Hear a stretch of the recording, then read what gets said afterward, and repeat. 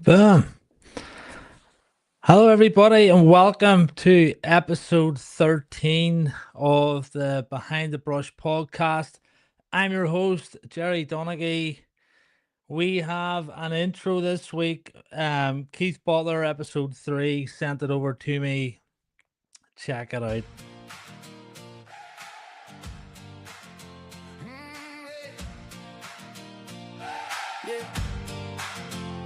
Turn the mic on, let the conversation roll. Everybody's got a story nobody knows. Some come laughing, some carrying weight.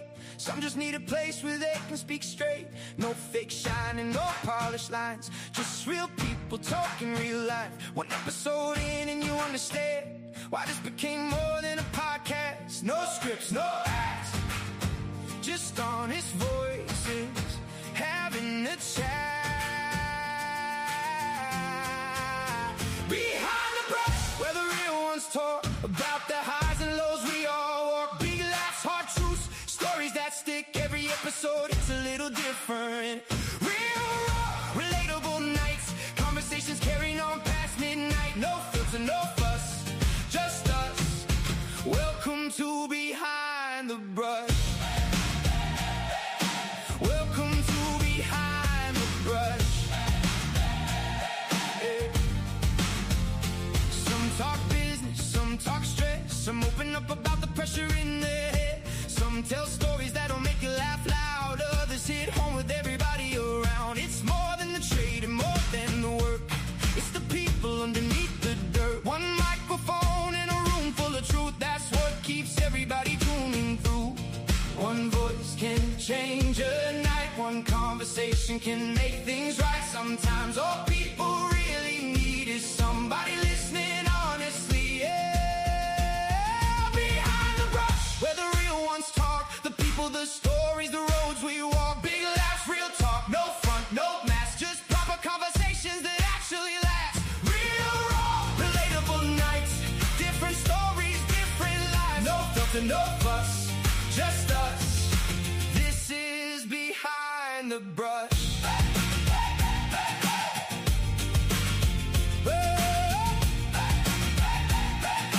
This is Behind the Brush. Boom. Awesome. Thanks very much to Keith for doing that for me. I absolutely love it. So yes, this week we have Kevin Haughey on. He is the main man when it comes to kitchen refinishing. I first got to know Keith through the Irish Paint Fam group and started to see his work, and I just had to know more.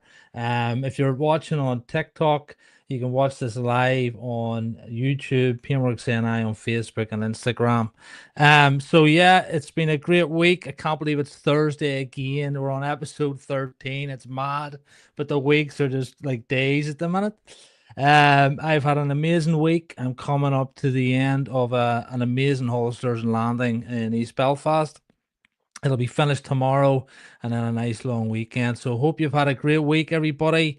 Feel free to get involved with the uh, interact, leave a message, and thank you as always to anyone that's tuning in, that has left comments, has subscribed,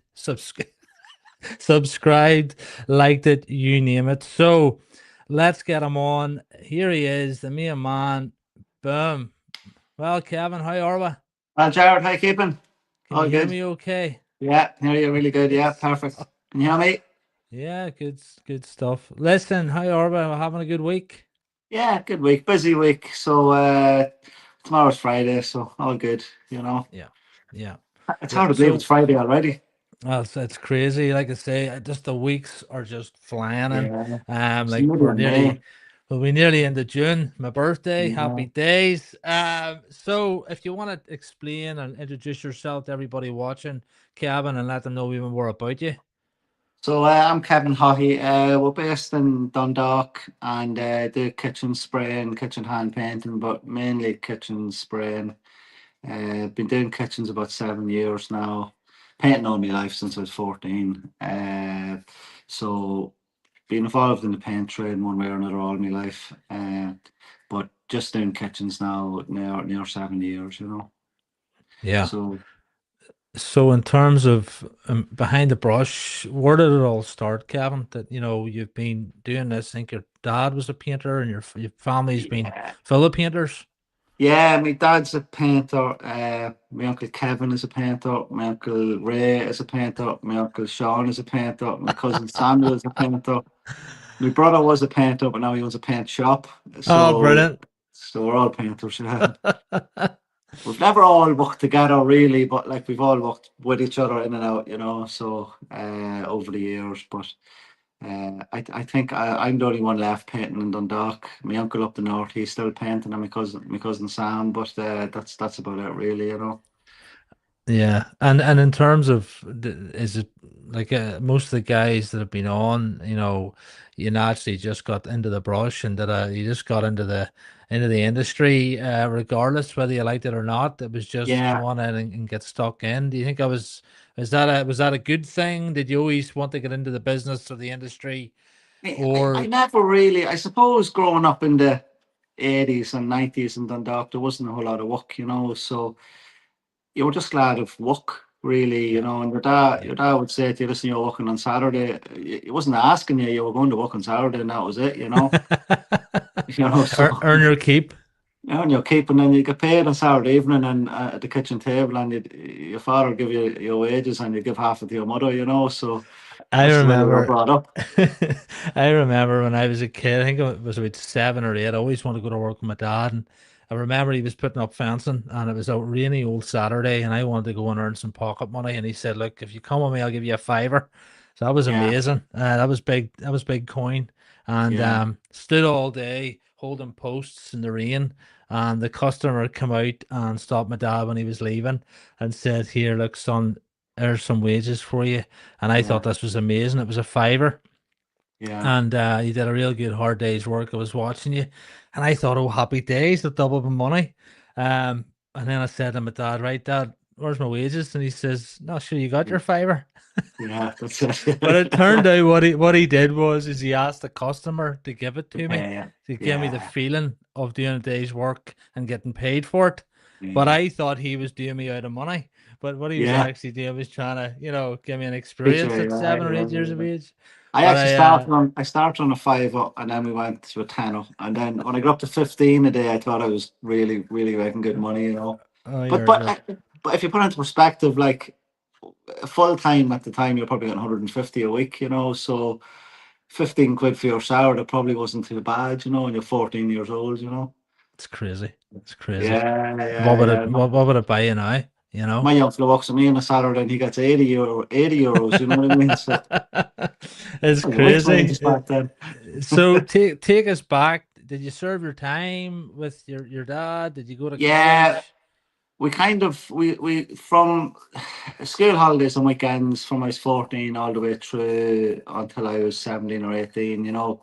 We'd done a lot of wallpapering and painting, and then there was a couple of, it was probably myself, my father, my brother, and then his mate and his son. So there was five of us all kind of worked together. But we've done a lot of commercial wallpapering in Dublin, and then we done our own work, and then we subbed work off other guys, and then there was a big contract on RD. We used to jump in with him whenever we were quiet. So we could be anywhere. It could be in a factory one week. It could be wallpaper and wholesalers and London next week. We could be doing anything really. But like we had no van. We were walking out of the back of a car. We were living in a council estate. Like it wasn't a good job back then. It was tough going. So but again, Dundalk in the 90s, it was but late 80s, early 90s, it was tough. There wasn't a whole lot of work, so you just went where the work was. I think actually touching I was talking to a painter recently, and he said to me, Jared, I work out of my car. I'm Mm, embarrassed half the time to go, and I said, why would you be embarrassed? I says, do you own the car? yeah, Yeah. I says, that's all that matters. I says, the yeah, customer couldn't care less. Yes, it looks nice if you have a wee white van or something with your sign yeah, writing on it's lovely. But we all started somewhere. And the difference is you own it. You're not driving yeah, about in a five or £600 a month or euro yeah. van and having to outlay that. What's your thoughts on that? I think things have changed so much from when I started to now, in that painting is a much better trade now than it was back then. You know, we were all seen as the bottom of the pile, really. You know, the painters were the least skilled, and so it's more respected now, I suppose, as a trade. Uh, so you do see guys with bigger vans and more branding and stuff, names on the van. Like when the 80s, 90s, nobody had their name on the van. Like, it wasn't really No, happening. Unless you're in Dublin and you're big with a big crew like Irish Painters or anything like that. But there was none of that really locally around Dundalk. I think it's just more the point of, you have to start somewhere. And if you're out Yeah, doing good, consistent work and you're in your car, that's okay. You'll yeah, save the money up and you'll get yourself something that takes yeah. time, you Takes know. time. Yeah. I never really wanted to be a painter. I always said I wasn't going to be a painter, and here I Either am, did I. 51, I'm still painting.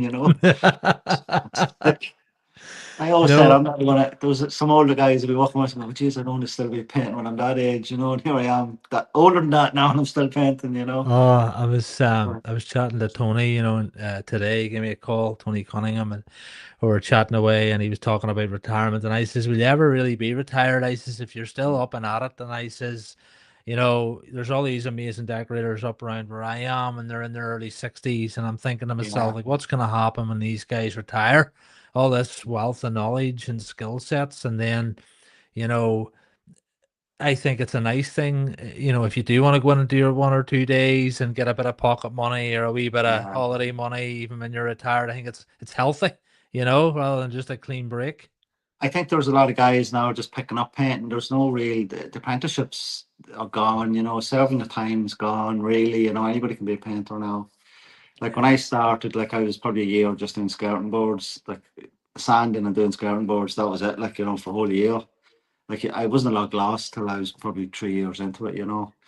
And then when I went off working for other people, we were divided into what stage you're at of your 3 or 4 year apprenticeship. So it's not something we see anymore. It's just if a fella can paint, he can paint. It's not what you've learned, the background of it. Yeah, but I think as well, anyone can paint. Anyone can lift a paint tray, Yeah, scuttle, and put some paint on a wall. There's a difference between doing it professionally, and there's a difference between being able to absolutely. prep, and it's the prep that makes the finish. That's It, the it's crack. it's Yeah, it's it's how you get there. And I did a post there recently about, a lot of customers who maybe, we're in a week or so and they're like, sir, you still don't have any paint on. I'm like, just trust the yeah, process. And then they're like, right, okay. And you spend a day masking, you spend a day filling, 2 days sanding and prepping and mm, priming, and then you start. And then once you get all the prep out of the way, all this paint goes on so quickly if we're doing it with the airless sprayers or, rolling, yeah, even because all the hard work's done and suddenly it all comes yeah, together and the customer sees the finish. And yeah. that's the point I'm making, is it's changing the expectations, from maybe having a bad experience with somebody that's maybe doing it part-time, is maybe just became retired and they're out doing it. There's a difference between a painter Mm. and a professional painter and decorator, Oh, and it's definitely. Yeah, knowing the difference and yeah, knowing.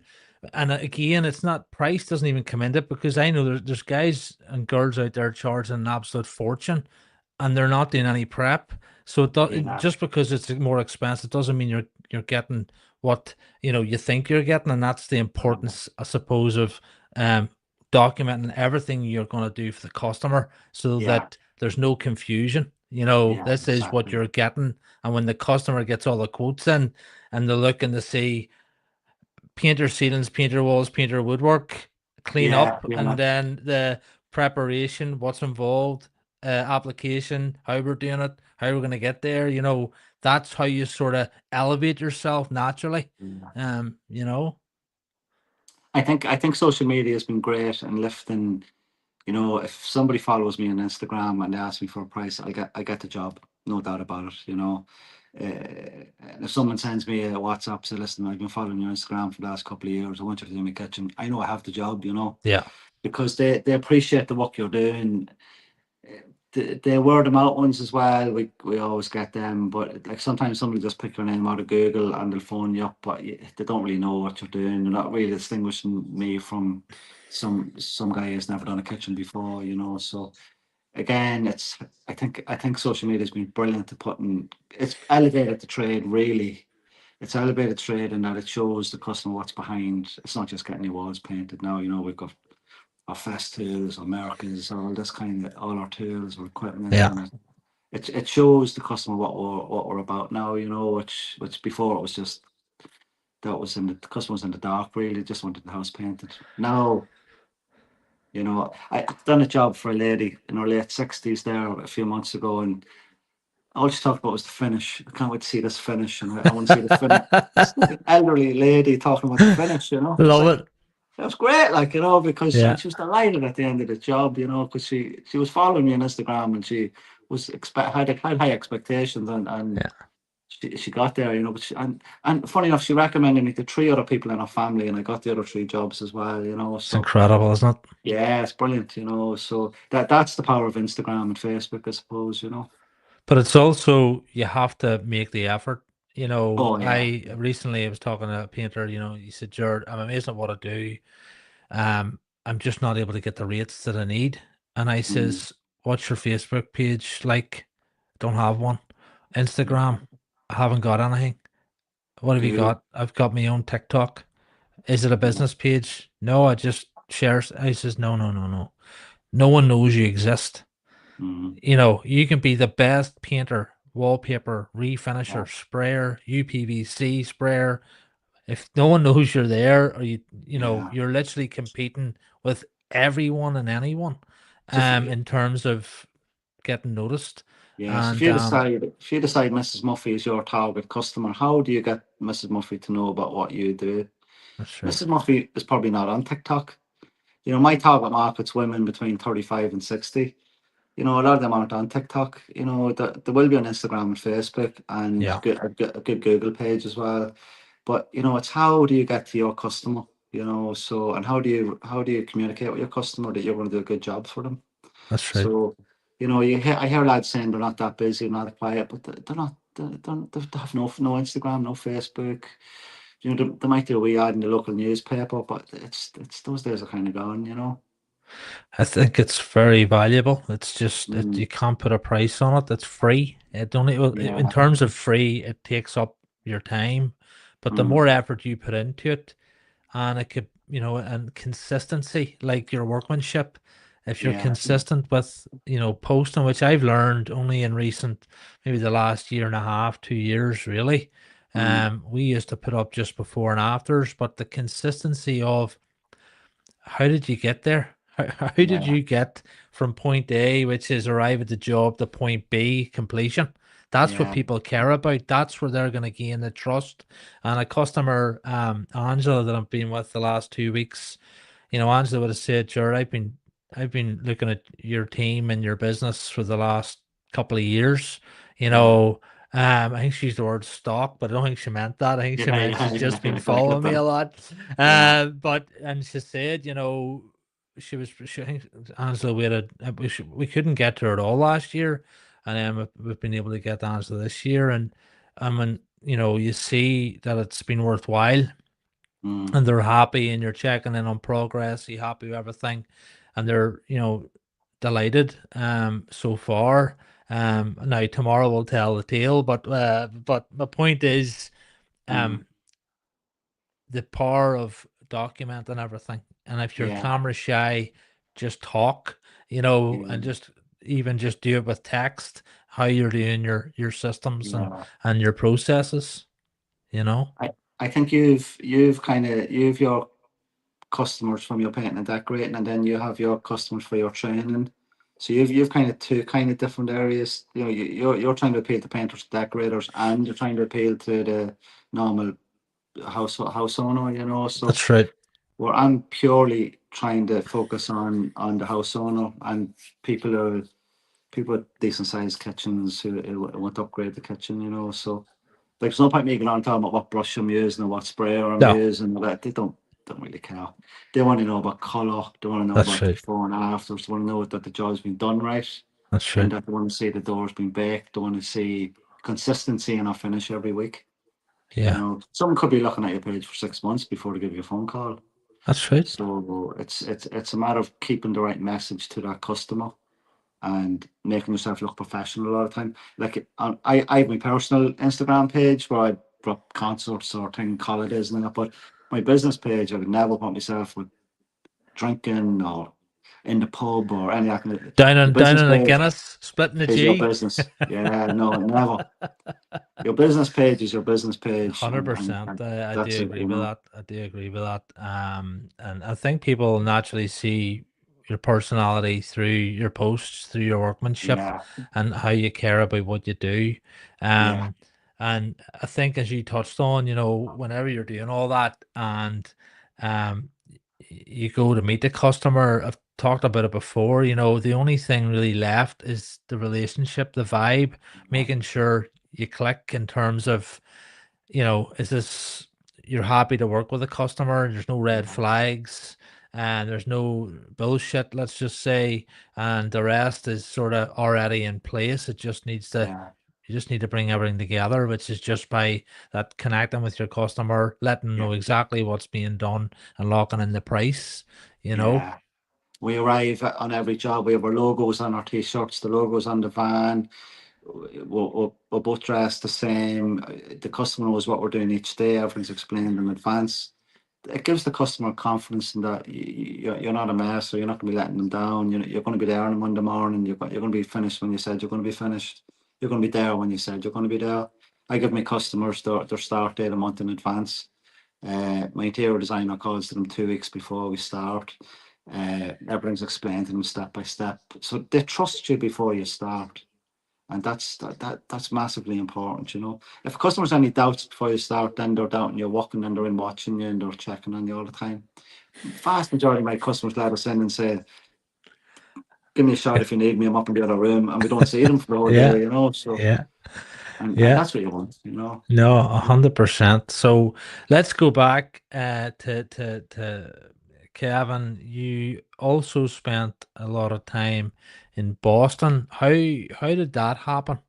Um, Uh, I suppose I went to college. I went to art college when I was about 18, 19, 20, and so I studied fine art at college, and I done painting, and there was no work in it really. So I was still doing the painting and decorating along the way. So I kind of dropped out of college, and then myself and my three best mates, we decided to go to Boston. So pretty much brilliant. 2 months after we were 21, we headed off. I didn't know anybody. We'd never been there. I thought we'd be living in a skyscraper. I had no concept of what it would be like. Visions of No, like these houses with the fire escapes down the outside, which was nothing like that. Like, we arrived on the first day, and I'd only ever left Ireland once before. We were in Santa Ponsa the year before. I arrived with like flip flops and shorts, and the day we arrived, there was 3 feet of snow. So there's no internet then, you know what I mean? You didn't really no, know. You had no mobile phones, and that was 1997. But so we arrived there kind of the week after St. Patrick's Day, and then we started work. Arrived on the Friday, started work Monday, and kind of took off from there. I was working for a guy from Galway, and I was the foreman straight away. He made me foreman within a couple of weeks. I was only 21. No, we were having a wild time as well. Like, we're all living in a house, and it's pretty crazy. Like, but as you I do. worked, yeah, I worked for him for a year, and then I bought a van and went out on my own. So uh, I had a good time in Boston. Like, we done a lot of nice work. I started off working for some Irish builders. Then I started Yeah, working for interior designers. Like, and then we ended up doing a lot of work in like hotels and really, really, really, really high end work. Probably work that you don't even really see here. Like, definitely didn't see it here in the 90s. Like big spotlights in the room, everything, all the floors covered in paper. Like, things painters are doing now, we were doing yeah, back in 1997. Uh, like, I done Matt Damon's house, I done like the Ritz Carlton Hotel, I done the Four Seasons Hotel. Like, we done like really, really high end jobs. awesome. I had about 8 guys working for me over there. And that was when I was 21 till I was 31. and it was So really good. Like, you know, two you had 8 guys working for you. h- How soon after starting out your own? I Let's probably go went, in. I probably went 2 guys, 3 guys, 4 guys, and then in the summer, you were so busy with the exteriors over there. Like That's right. New England, all the exteriors are wood, so it's shingle and clapboard. So there was so much work in the summer. Like, so you get Yeah, a lot of guys coming over, JO1s and Gaelic players and stuff coming over, and you bring them on for the summer. yeah. And the biggest problem was getting enough lads to do the work. You had all the work you wanted, you know. It's And a it was bit like just a here matter at the minute, Kevin. a It's you bit can like have all here at the the minute. you can have all the work in the world that you want, but you just Yeah, can't get them in, and that's I can yeah. even feel that myself too at the minute. But in terms of did you had you learned how to start a business? Were you just winging it? No, Did you know what you were doing? What was the I knew what lessons there starting out on your own? I knew what I was doing in terms of I knew how to paint. Running a business now, that was something we kind of picked up as we went along because well, you had no choice. You're 3,000 miles from home. You phoned home once a week on a Saturday. Like you weren't, you had no, there was no support network. You just had to do what you had to do, you know. Yeah, So and I was an illegal immigrant as well, you know. So like I was totally illegal at the time. Like that was a whole different thing you were dealing with at the time, you yeah, know. So you had 9 years of that going on, and it was a brilliant, brilliant time to be Irish in America because you were treated so well by the American people. yeah, Like we've done a lot of work for second and third generation Irish, and they treated us absolutely fantastic. You know, yeah, you'd be in the house with them. They were very loyal to you. You know, you could be working for the same customer for years. You know, never questioned your pricing. They were happy to be there because they're happy to have someone over from Ireland who was a hard worker and they trusted us. You know. And we yeah, did. We done fantastic work. The work was just brilliant. You know, you took real pride in your work. And I had never seen that before. Coming from Ireland at the time, painting was, it wasn't a great trade, to be honest. Like, building yeah, sites were cold, it was hard work. Going over there and getting real respect for doing good work was brilliant, you know. Getting well paid, like, we got really, really well paid, like, you know. Coming from earning maybe 150, 200 quid a week here, going over there, down in thousands a week was just was brilliant, you know. But I think that's the beauty of having the get up and go to go do that. That's like myself in New Zealand. If I hadn't have went there, You know, you say, I would have been probably the same, wee man running about painting on my own, or maybe a bit of help. I probably yeah, wouldn't have realized what my potential could have yeah, been. And I think we get a real eye opener. When we do just take ourselves out of that wee town, yeah, county, and yeah. throw yourself into the in with the wolves, and Mm. you learn faster and you get better quicker. You do. You learn fast, and You know, and it seems to be a running theme that every single person that's been on the podcast so far, maybe I'm wrong, has traveled, has been away working. yeah. You look at both Andrew Mackey and well, Brian Dines is still out there. We've Brian's got still there. Yeah, and yeah, Fer and yeah, Christian. He lives in New Hampshire, so yeah, But my point is, I think it certainly helps open up your mindset. yeah, Maybe I'm wrong, but I certainly believe that I wouldn't be who I am today if I hadn't have traveled and met others yeah. and threw myself in at the deep end. Well, it gets you out of that rush. You know, here you can get stuck in a rush when you're young and you're going That's out to right. the pub every weekend and you're partying and you don't really care about work. You go away, all of a sudden you care about what you're doing and you care about your work and you take pride in your work. So it does teach you that. It teaches you that work ethic that you probably wouldn't pick up unless you go away. Now that's changed. Young people nowadays are different. They're more educated and they're all got degrees and stuff. And work is more global. But back when I was younger, that work was very, you know, there wasn't much work really about, you know. Unless you went working in a factory or stuff. There's plenty of factory work in Dundalk, which kind of mind numbing for me. So I always like being out and about and going different places, you know. Do you think it's because painters and decorators, paper hangers are so highly valued elsewhere, and we see our worth, and we Yeah, come back home and we go, actually, this is how it should be, and this is what yeah, we need to be charging.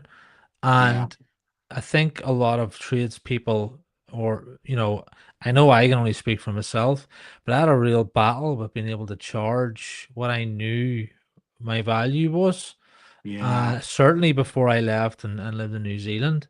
Mm. Now, when I came back and started up Paintworks in 2013, um, I knew I would have to work hard to gain the trust, because Mm. obviously when you're trying to charge higher rates and some people are looking at you going, how much, for to Yeah. paint a room? And you're like, no, Yeah. but this is what it's going to take. Yeah. And you need to have that portfolio. You need to Yeah. have that customer, the reviews, those people, they're doing it Yeah. for you. And they're saying, Yeah. yes, at first I nearly had a heart attack. But when actually you see the work that Jared and the team, as it's Paintworks, it was the team that did the work, not just me. Yeah. The value that they were getting in the finishes, the attitudes, the respect in the customer's home, the punctuality, yeah, like I think if again, um, I think it's important that you're surrounded with people that also value themselves as well and their work. And Yeah. it certainly took me to be in New Zealand to establish that, you know.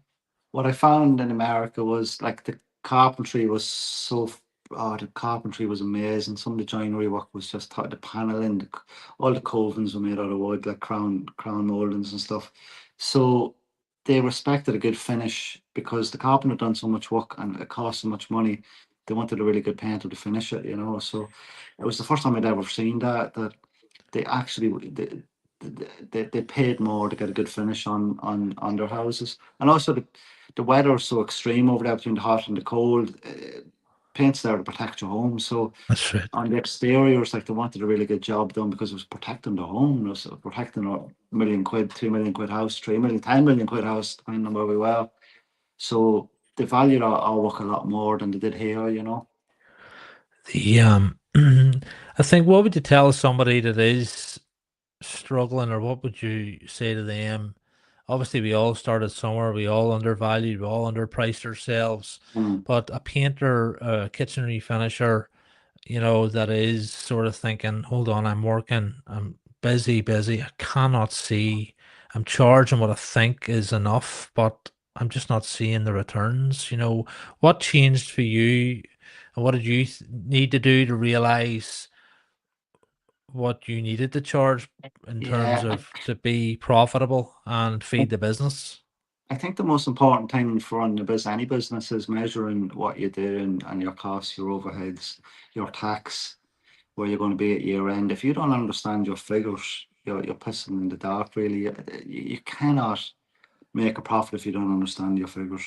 And I measure everything. I have a weekly target, I have a monthly target, I have a quarterly target, and I have a yearly target. And I've all my profit, all my loss, every single penny that's spent is accounted for. And that's the biggest game changer for me, is when you start measuring things, you can improve things. That's right. So, if you're not measuring what you're doing and you're not measuring how you're running your business, you're never going to make any money. Yeah, you've no measurement tool. You don't know. You don't Yeah. know if you're doing well, you're not doing well. And I think the key thing you said there was, you know exactly where your money's going. And Yeah. where a lot of us, I didn't. I mean, for years, I just kept coming home going, "Where's all our money going? What's going on Yeah. here?" And like, I'm busy, and and this turnover, and of this and of that, There's nothing and more frustrating than looking back at the last 6 months. oh, I've done all that work and I've no money. Where'd the money go? You it's know? so bad. Oh, it's so frustrating. Yeah. A And busy especially food when you've, is, yeah, especially when you have teams and everything's going yeah. up. Even now, it's like, I know what it feels like when you're doing 60, 70 hours a week, and and you doesn't matter, you've underpriced yourself and you still get it done, and you still put everything into it for that mint finish, and Yeah. everyone thinks you're great and they all think you're making loads of money, and you're the only person getting into the van going, Shit. you know, Yeah. and And then if it's yeah, one so payment you don't get, maybe a builder doesn't oh, pay you, and it's, you know, 100%. And I think if that's you and this resonates, I think sit down and start thinking, right, how can I record all the data of each job, of Mm, all my numbers, my materials. I thought it was going to be £900 materials for that job, but actually it was 1500 or 1300. You do yeah. that 4 times a month, 2 grand.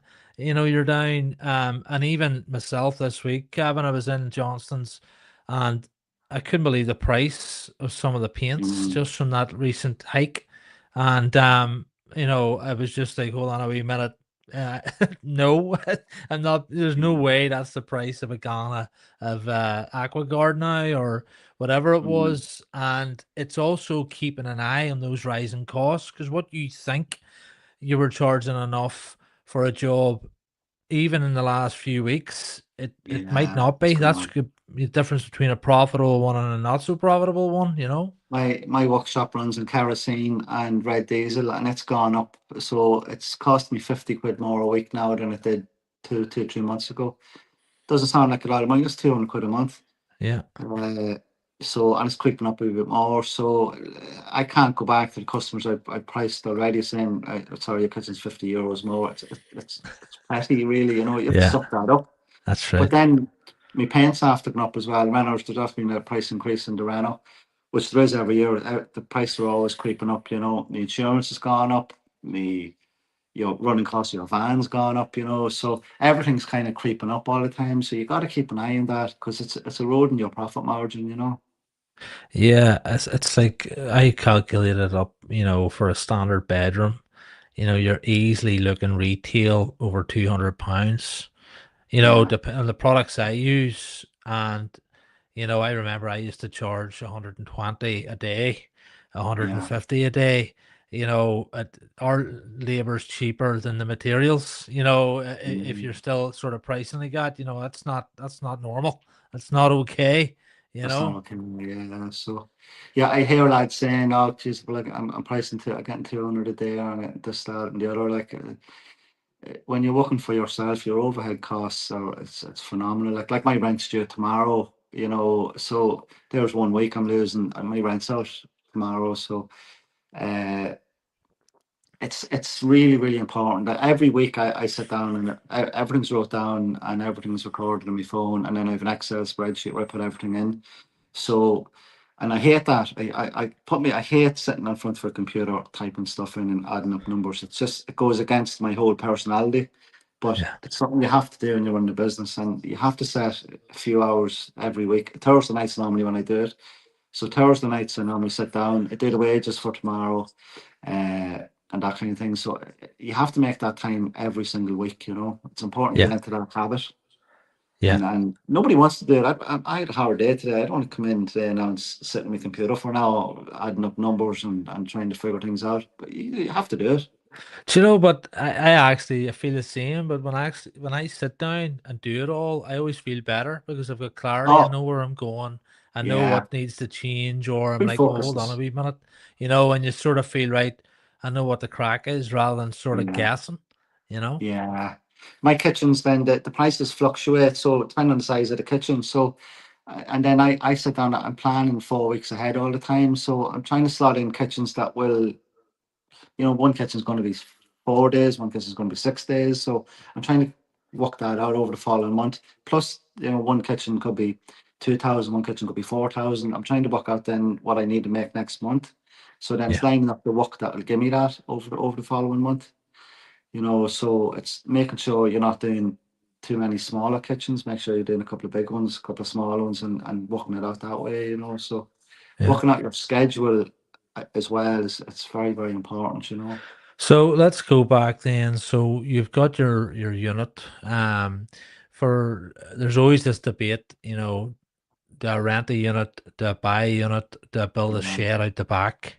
yeah, Knowing what you know now and what you've been doing for the last 7 years, is that right? yeah, Kitchen so, refinishing. yeah, yeah. What's your opinion on that?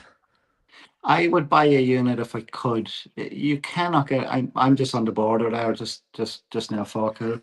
You cannot get a unit. There's no units for sale. Like I constantly look on Daft every day. Actually, look to see if there's any units up for sale. Yeah. So round the border, you just can't get a unit. It's impossible, you know. So Yeah. unless you build one at the house, I don't have the space to build one. I live in the town centre, you know. So Yeah. I have to rent. I have no choice. Yeah. Uh, Now, do I rent a bigger unit? Do I upscale? Do I get more men? I made a conscious decision not to do that. Interesting. I could do more work. We could be doing more, but I want to do it myself. You know, Yeah. my last job, I had a very stressful job, and I said when I left it, I wasn't going to deal with stress anymore. So I have a nice balance now, and I am where I want to be. You know, and Class. sometimes it's So, getting bigger. in terms of So the spray booth as well, because yeah, this is a yeah, question that comes up often. Nick Slavic touched on it there about 4 or 5 weeks ago, and he discussed the true cost of a spray booth yeah, and what he knows now. I think his cost him thousands and thousands of pounds plus the running yeah. costs. I don't have a commercial spray booth. I built my own, custom Mm, made. Anyone that's been into the academy has seen it. It's a great job. It works really well because the amount of components in a kitchen. yeah. I spray them, take them out into the dry room, and rack them. Yeah. Um, what's the pros and cons, if any, to having a spray booth? My spray bit was there already. So the guy I rent off used to spray cars, and Awesome. then his business went bust. So I rent his. He works spraying in a factory now. So I rent from Peter, and he already had the spray bit. So I'm renting the spray bit basically. I'm renting the Yeah. workshop with the spray bit. Yeah. There is maintenance involved. Now he helps me with the maintenance, and we split the cost if there's any kind of parts that if the burner goes or anything like that. Brilliant. Uh, the running cost, the boot will run on on the generator, so it's diesel, and then the oven works on kerosene. So you're filling that up all the time. Yeah. That's the cost of running it, and then your filters and that kind of thing. But uh, we our boot turns into an oven, so we just spray the doors, then flip the switch from extraction to heat, That's and then it true. heats up. You know, so it'll get up to this time of the year about 35 to 40 degrees. Awesome. So it's drying the doors in a water-based finish, drying the water-based finish in 30 to 40 minutes per side. And then we bake, flip, spray, bake, flip, spray, bake. So the doors will get baked probably 4 or 5 times on each cycle, you know. So what the baking does it's a gentle air movement. So the air's moving all the time in the boot. You can't really feel it, but it's moving. So it's been Yeah. blowing through and it's coming out. So it's like the air's moving all the time. So it's the problem is you need to get the humidity down as close to 20% as you can. If you can get the humidity down to 20%, your door's going to dry really, really quickly, you know. Yeah. That's the biggest problem in the winter because the air that's coming into the boot is damp. You know, Yeah. you've got high humidity. You have 95% humidity in January, February. So that slows the whole process down, you know. So if you can get the humidity down and the heat up, you're going to get the finish. You're going to get just really, really nice, you know. Yeah. Yeah. Helps I had helps the heat level. the luxury of being up at Barn and Brennan. I did some of the events up there, and Yeah. Davey and me did some testing and products, and just it's just such a luxury to work in one, you know. But it's also knowing how much would David that Downdraft, cost. is it there? Yeah, it's got Yeah. everything. He sprays cars in it. Yeah. So He can do he was everything. He in. can um filters in the floor, you know, Yeah. so So he's a everything goes Downdraft. down Yeah. Yeah. Yeah. and Downdraft. circulates that way. It's a fantastic piece of equipment. But how much would your both cost you in materials then a month? Uh, some days if we're spraying all day and we're heating all day, January from probably October to March, it costs a lot more. You're probably talking about €50 a day to turn it on, you know. So Wow. yeah, that's Wow. if we're spraying all day and the heat's on all day, you know. So it's going through the kerosene now quite a lot, you know. So now we're probably spraying in the boot twice a week Yeah. because you know we're in the house 2 days, we're in the boot 2 days, and then we're taking apart and putting together for the other two halves, you know. So just depending on the week. When I used to do a lot of furniture, we would have the boot going all the time, you know. But I'm trying to move away from that and just do kitchens now, you know. I found when I did furniture, it was just a free for all, and then I decided, I was sort of booking in bits, and then what I'd do is like one block week, and I go Yeah, collect all the furniture in one intake as such. And then I found that to be much more efficient because if I was doing a Mm. kitchen and trying to do furniture and the size of Yeah. it and wardrobes, it was just an absolute pain. And I Tables thought, and right, chairs. And I've done hundreds of oh, tables and chairs, but see, collecting them and taking them back. oh, If people drop them off, no bother, but it's the collecting them and taking them back. oh, you're Trying to lift back and stuff you're trying to in. navigate around the nail post or the staircase and the weight of it, and But it's a nightmare. But so let's talk. We've discussed the unit. We've discussed the booth products. Did you start out first of all? Let's go. How when you came back from Boston? yeah, Let's go back. We've skipped about a couple of sorry, decades, I yeah, think, yeah. here. No disrespect, So but now I come back. I come back from Boston, and I'd intended to take a few months off because I was wiped out. I mean, I worked hard over there. We worked really, really hard. I had a bit of money saved up. I bought a few houses, and I was intending to renovate houses, sell them, and I done that for a short while. I had probably 9 houses when I came home from America. Uh, I come home on the Friday. I went out for a pint to see my friends, and one of the lads says, "Can you start on Monday? We're doing a housing estate in Balbriggan." One of my friends, Darren, was a bricklayer. My other friend was a plasterer, also called Darren. And they said to me, "Listen, they're looking for a painter on the site. Can you start?" I said, "Lads, I've no tools. My stuff was coming on a container. I had a 40-foot container coming back with my furniture and my stuff." They said, "Get up there on Monday." So I said, "That's not, I'll be up on Tuesday." So I got a loan of a van. I had no driving license, no nothing, no tools, no nothing. Got a lend of stuff off my father. I got a lend of a van off a friend of his. And I started in Balbriggan on the Tuesday. We had 90 houses to paint. I didn't know how to price them. I didn't know how to paint here. So I've been gone for 10 years. So I started straight into that Shit, and that's what it was. The just paint went, comparison over there. yeah, just went then again straight back into it here.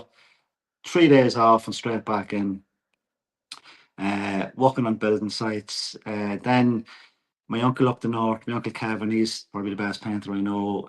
Me and him started doing some jobs together. We done a few schools, a few churches. We done the Lourdes Hospital. We're doing those kind of big jobs.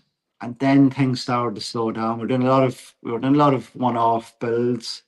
So we were going in, we were spraying out the houses. Myself and my uncle Kevin were going in on a Friday evening, mask it up, spray the house on a Saturday. Yeah. We were making good money. The money was good. We were getting through the work. He had a team of lads. I think I had 3 or 4 lads. He had three or four lads. It was about 8 to 10 of us at that stage.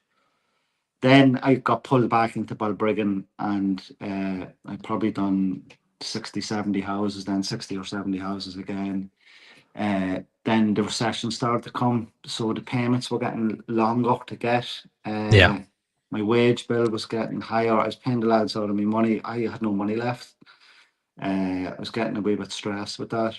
One of the builders went bankrupt. We were working for. He owed me about 20 grand. So sorry, We got Kevin, to interrupt. Sorry, but so you came back, you and your uncle were flying, doing all these yeah. real nice jobs, projects. Then you started getting men. Is that where things started to take a dip, or was it that No, it the was more economy the started to paint? go quiet. The Yeah, recession started to come. I couldn't yeah. see it at the time, but there were signs looking back. Just the payments were getting slower to come in. The work was still there, but you just weren't getting paid as quickly. And were you sort of Uh, trusting these people you were working for? You were doing a lot of work for them, and you sort of thought mm, everything's going to be fine. Don't worry about it. Just get the work done. We'll get you paid. Sort of scenario like yeah, you hear a lot of guys and girls get into, and then suddenly, hold on a minute, that 10, 15, 20 grand doesn't get paid, and the next minute yeah. you're So in the you've probably 5 grand a week in wages going out. I'd probably 3 or 4 lads, 5 lads, and you'd probably 4 or 5 grand a week in wages going out. And then the builder was supposed to pay at the end. Every time you deliver the house, you're supposed to get paid. So then it turns out you couldn't get a couple of houses finished for different reasons. So you maybe 3 or 4 houses sitting trying to get the next one finished. I remember I was up to, he owed me 20 grand, and then he disappeared. Whole site closed down, builder gone. So we got paid. We found out where he lived, and we called to the house, and we got paid. But we were very lucky to get paid. You're very lucky. We were very lucky Is to that get all it paid. takes? Just knock the door, ring doorbell. How you doing? But well, Well, we'll not get into any more details just in Yeah. case, but I had a couple of lads from Belfast working for me and we got paid. But I had enough of it. I was just sick to death of it. Then we were doing this really big modern build in Blackrock here, and the custom was just a nightmare. And I just said I had enough of this. I didn't want to go that way when I come home. I had different plans, and I just got sucked back into it, you know. So that's when I started. There was a paint shop here, Colour Trend, and they were looking for a manager, and I applied for it. And the money was terrible, and I just said, "Yeah, I'm going to go in there for a few months, and then I'll probably yep, open my own paint shop," you know. So then I just gave up the painting altogether. I still had two guys working for me, kind of keeping the work going because I thought I'd work in the paint shop for a few months, then go back to the painting, you know. But the economy just went downward and downward at the time. The recession had pretty bad, so there wasn't as much work. so I think that Um, equivalent at the minute is would have been COVID. Is our well 2000? Are you talking about 2007 2008 period or uh, much what earlier year than would that? that be? Yeah, the big recession there after the whole housing collapse. So that would have been Um, 2008, something like that, but 9, yeah, around 10. 2008, yeah, about So the 2008. most recent times that would have been more sort of COVID, where everything sort of hit the Yeah. fan. Not as I quite as bad as that, but a lot of COVID was people, great. yeah, I worked all the way through COVID. It was absolutely brilliant. I yeah, made great money in COVID because you couldn't spend your money. So yeah. everything you made. And most people during COVID let us work in their kitchens. They just stayed away from us, you know. I'm So it was thinking great. more for the people that maybe were working for somebody or self-employed and didn't, Yeah. declare anything, and suddenly they've absolutely nothing and no help. Yeah. And then we've probably lost a lot of people within the industry as well that Yeah. sort of just thought we need security. I'm going to go get a job, which is why I'm saying it's sort of like nearly an equivalent scenario, but yours was Yeah. more the mental load and the physical load. You decided you wanted a break, but a lot of Yeah. people that then maybe went and got a job and went out of the industry due to COVID, maybe due to Yeah. financial situations. So Yeah. But the economic crash in 2008, like all the building sites closed up, you know. So and all the house builds, the single house builds that we were working on, they all stopped really, you know. So the work really dried up, you know. Uh, and it was very stressful because you know you still had the lads' wages to pay and stuff. I just had enough of it at the time. yeah, yeah. Um, and then I did work for Colour Trend, and it was kind of a relief that you didn't really have to worry about your wages on a Friday. You know, you're getting paid. Uh, Yeah, so it's like I'm thinking more of the people out there listening to this that have done the same thing and look at mm, where you are now and how much it went full circle in terms yeah, of, you know, but we're always going to get there. But maybe for those that are sitting that aren't in the industry anymore, that maybe are thinking, can I get back in? Is it worth yeah, it? But so how did Color Trend? You said you were going to go there for a couple of months, and I yeah. think you were there 10 years. Is that right? 10 years, yeah. I end up there 10 years. It mustn't have paid too bad. I tell you, no, I got promoted and I got promoted and I got promoted. And every time I was about to leave, I got promoted and I ended up staying. So I went from store manager to area manager to over the shops to head of retail. My wages kind of doubled and the company car and all that kind of stuff. And I was getting paid decent enough. But I I enjoyed that work. I tell you, for those 4 or 5 years, I really enjoyed it. And there was 4 or 5 years I really hated it.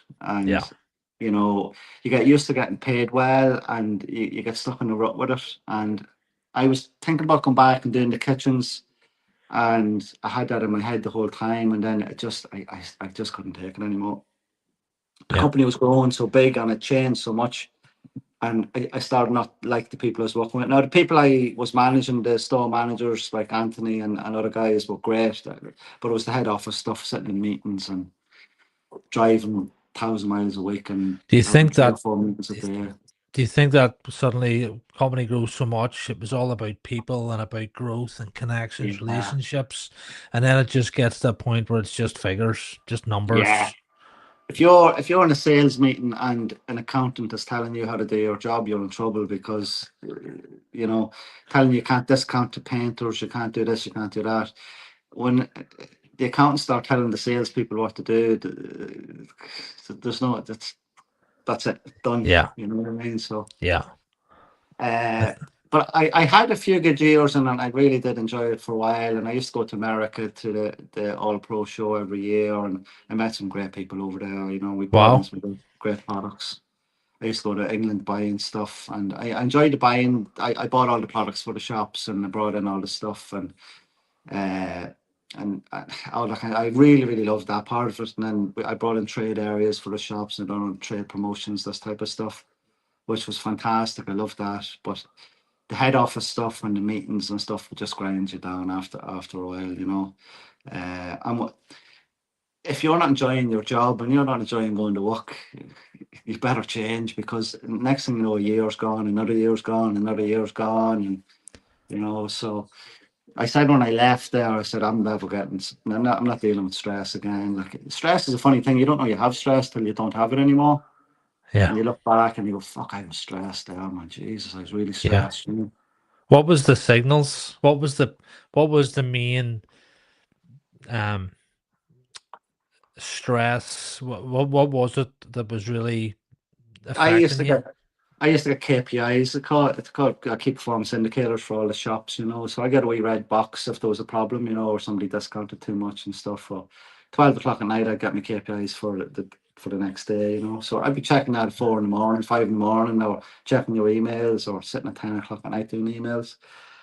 Coming home from work and you're sitting having your dinner with your family and your mind is somewhere else, you No. know.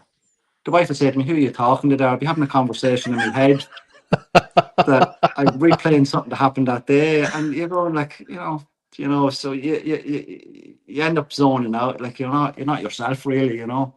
Yeah. So I was like, no, I had enough, you know. So I had enough, you know. It's time And to it's go. it's mad how stress affects your health and your Oh yeah, well-being. I was in the hospital twice with stomach problems, and Yeah. my lung collapsed, all stress related. And I tell Yeah. you, I was going to the gym 4 or 5 times a week, but I wasn't healthy. No. I was out running, we done hell and back, all this kind of stuff, and I wasn't healthy because of stress, and I It's didn't how see it at the the time. yeah, it's how the mind and the gut are so Yeah, definitely. connected. And I diverticulitis. I've had Mm, um what else? I got meningism, mm, which is a form of like all down to stress. yeah, And you get these sort of warnings that look, you got to start changing things up. And I still have that in terms of still yeah, suffer badly from the diverticulitis. It gets triggered by stress. Now, I try not to get myself in there. I don't try yeah, to. I'm very aware of what can set me off. And if I yeah, haven't dealt with something quick enough, if I yeah, haven't taken yeah, control, I talk about control all the time because you're always in control. And the minute you let life and the customer or someone or a worker in your business start controlling you, um, yeah, things can start to really compound and it starts to become yeah, this huge big problem and you just can't see the forest for the trees and how to fix it because you're yeah. not dealing with the shit that needs to be dealt with, you know.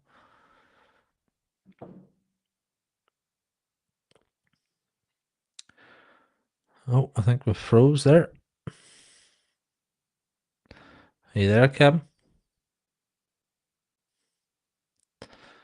This is live. Hopefully, he'll be back on soon. Whilst we're waiting on Kevin, just a reminder that we have painted forward in 2 weeks, just over 2 weeks. We are closing the submissions for the if you want to get involved, all the painters, I think that's the right word, submissions. So if you still want to get involved and paint it forward on the 30th of May, this year, Paint It Forward 2026, you're most welcome. It's going to be great crack. Kevin's actually going to be joining us. Um, it's going to be great fun. So let me see. We'll get him back on. Yeah, sorry. Boom. Sorry about that, I Kevin. I don't don't know know what what happened happened. there. But Sorry about that. I was just talking about painted forward while we were waiting on you to come back on. But Right. so no, we're just talking about stress, and I was just saying about it can quickly compound, and if you're gonna keep tolerating all the bullshit and Yeah. all this negativity and stuff, it will start affecting your health for sure. Oh, You know. absolutely. That's when I go back to the paint and I said to myself, I'm going to do something that I want to do. And I love spraying. I absolutely love spraying. I can't, I go away on my holidays and I go back to work and I'm spraying the door and I go, oh, lovely, back spraying, love spraying. So like I enjoy going to work now, which is something I hadn't in a long, long time. I hadn't enjoyed going to work, and I get up in the morning and I'm eager to get to work, and I know it sounds sad, like geez, he loves work, but I actually like going to work. Not too many people Uh, can say it. yeah, and the guy who works with me and him get on great, and we have a wee routine. He does what he does, I do what I do, and we get great job satisfaction on a Friday or whenever we finish a kitchen, and the customer's happy and we're happy and we go for our lunch, and it's you got to enjoy what you're doing. If you're not enjoying and you're stuck in a job that you don't like, change, because you can change. You can do, if you're sitting now working for someone else and thinking about on your own, just do it. Like, what's the worst that can happen? Yeah, you fail and go back. um, Fail and go back, so what? We've all failed. Like, Yeah, you can look back at different times of your life, and you think you weren't doing well. You look back, you're probably doing better than you thought you were doing. We put a lot of things onto ourselves, and keeping a positive outlook, and dealing with problems as they arise. Don't procrastinate too much, and, that's and, right. and get it done. Don't So owe anybody money. If you let your bills get too high, you let your tax bill get ahead of you and stuff. Keep everything paid, because you might be having a bad month. Get everybody paid, because yeah, if you start owing people money, that really, really, really stresses you out. it just compounds, doesn't it? Yeah, absolutely. You're paying Peter to pay Paul and borrowing Yeah. from him, and I, I think I, that's one of my biggest lessons, which was um keep your fixed cost of friggin' bare as minimum. low as you can. Talk about it before, at more direct debits and Yeah. standing orders. It was like a freaking restaurant menu, you know. And I just decided, you know what, I'm gonna start getting rid of as many as I possibly can, Yeah. so that when I go to work, It's like a relief. yes, It's like a oh, relief. Yeah. it's just it was that weight on your chest where you were just Yeah. like, oh Jesus, Like it. before I even make any money, I have to come up with X amount a day. And Yeah. see, once I get rid of all this crap I didn't need, and I have my simple mortgage payment, I had my insurance payment, and I had my fuel payment, Yeah. it made everything so much easier rather than a van payment, car Yeah. payment, mobile phone payment, you know, all And these payments, the other thing, for a lot of us in the trade, is you got to think about when you're going to finish up, and what you're going to do at the end. Because I'm 51 now, so you're starting to think about, right, what am I going to do now when I'm 60, which is coming fast. The years are going very, very quickly. So you're either going to be paying into a pension. I have a couple of properties that I'm paying off. Hopefully, of them all paid for by the time I'm ready to retire and I've got an income coming in, because we're not really in a job, or we're not in a state job, we're going to have a good pension when we retire. You got to be thinking about the future as well. So it's something a lot of us don't think about. no, But it comes very, very fast. Like, my 40s went like that. yeah. I can't believe how quick the years are going now, and the older I'm getting, the faster the years are going. So, like, having some kind of plan for down the line it's becoming more and more relevant. I think it's a massive point, and I was somebody. You see, you only know what you know, Kevin, and you only Yeah. know.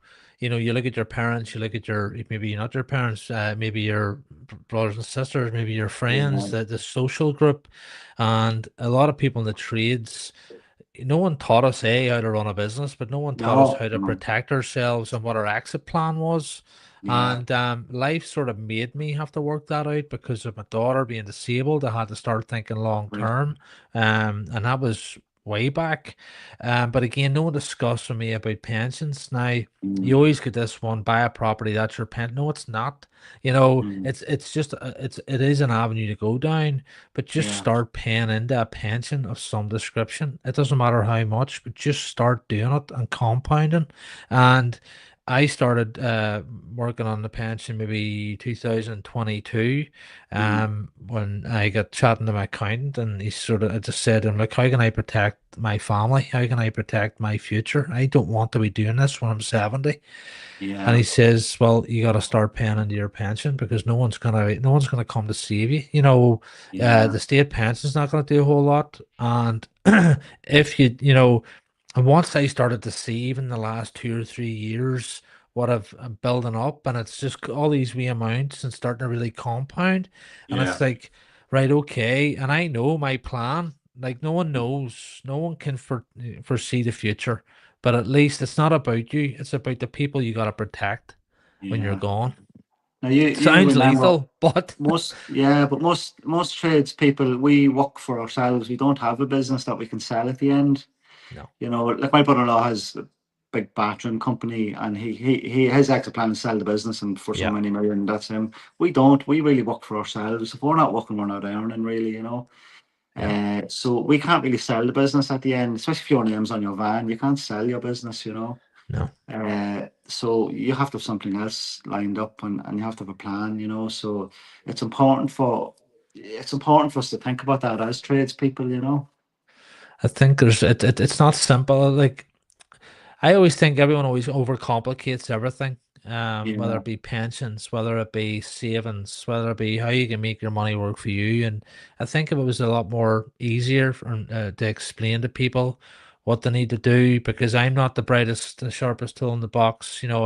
I would I need it to be explained to me really simply. And Yeah. I think if Yeah. it was That's right. much easier for people, but it's also finding that additional income to save. But Yeah. my argument is, how many energy drinks did you buy this week? Yeah. Yeah. 10, Exactly. right? We'll say there's 30 quid. Yeah. There's 30 quid a week. It'd be amazing over Yeah. 20, 30, 40 years what that their money can accumulate Yeah. to. It's scary.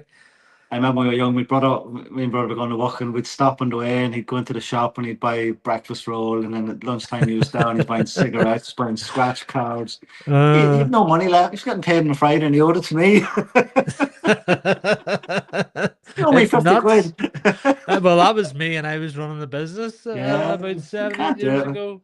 I But make me lunch every day, you know, but it's more about healthy eating. I make me salad or make me smoothie or whatever, but it's still 20 quid you're not spending every day, you know. So, it's it's crazy.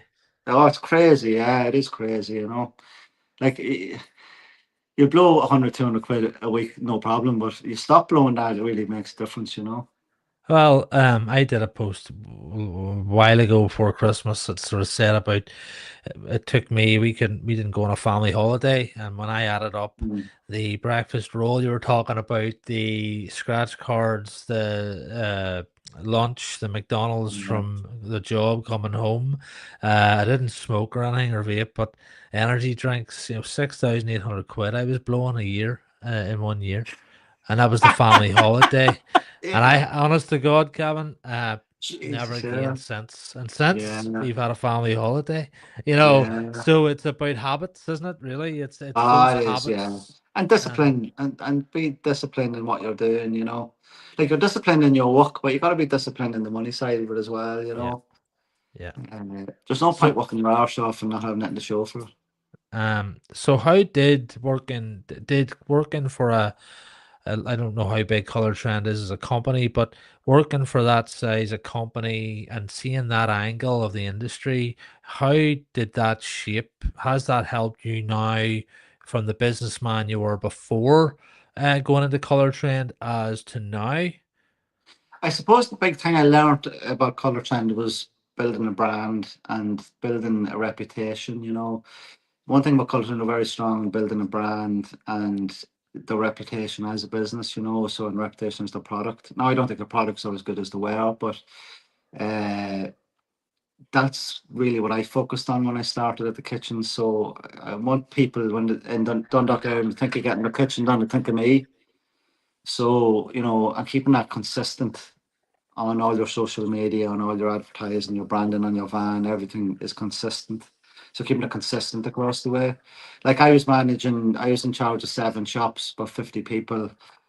me targets were in the millions every year, So I was running a large part of that business, I know you had help from head office, you had accountants, you had, marketing people, all that kind of stuff. But I was over all of that, So I decided what was on the shelves, how much was being sold for, all that kind of thing. So dealing with people a lot. That does, I might not have enjoyed it for a long time, but I definitely learned a lot from it, So and sometimes you learn not what not to do when you work for a company like that. Yeah. Like I could easily have 10 people working for me again. I could have 10 people working for me again within a month. No problem. Yeah. I could have enough demand. I could just spread our geographical area bigger. I could go to Dublin. We start doing kitchens in Dublin. Like I could ramp up production way much. I don't want it. I do not want it.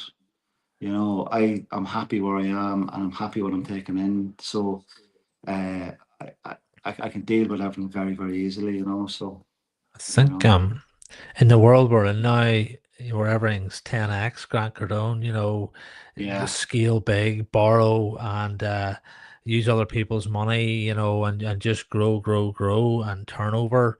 It's refreshing to hear and you speak like that, but why? What is it? Is it just because you're in control and you just don't want all those variable yeah.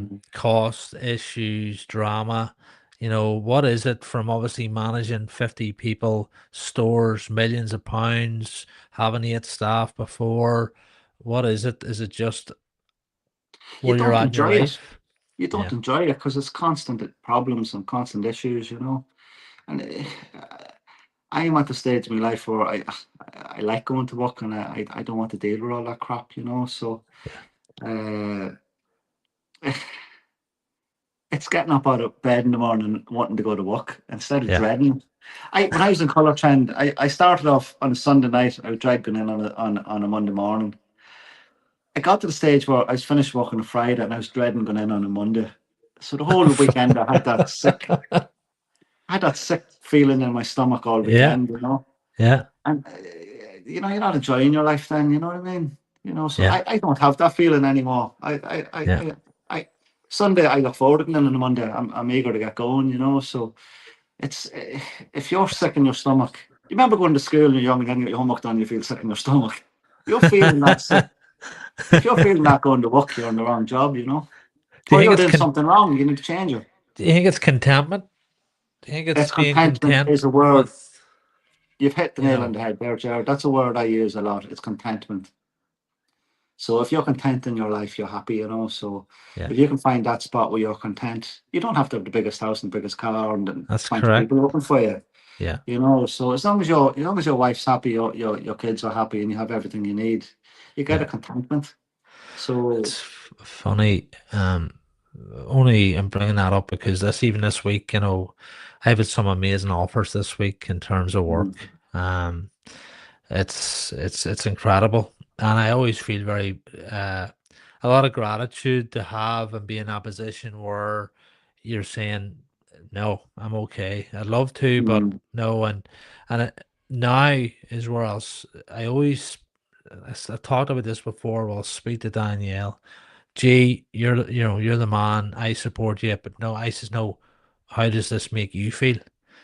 And yeah, Danielle would often say to me, like, gee, I don't want for much. I just want girls to be healthy, us to have yeah, time together, see you happy, yeah, and we're making money, but I yeah, don't need the freaking world. And yeah, it's great because you know it can be easy to get all excited about a lot of money.